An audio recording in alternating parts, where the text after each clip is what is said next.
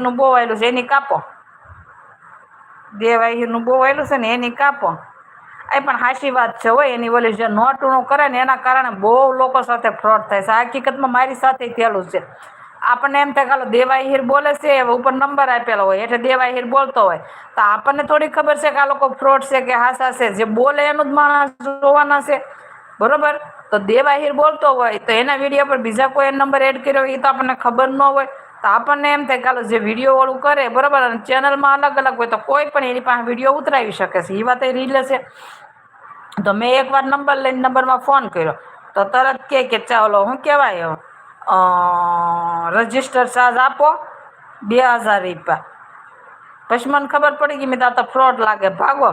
Register charge તો બધા માંગે જ તે, તમે નોટુનો જૂની મારી પાસે નોટું બહુ પડી, 5ની, 2ની, 10ની, 1ની બધી નોટો છે. તો મેં વળી નંબર એમાંથી વોટ્સઅપ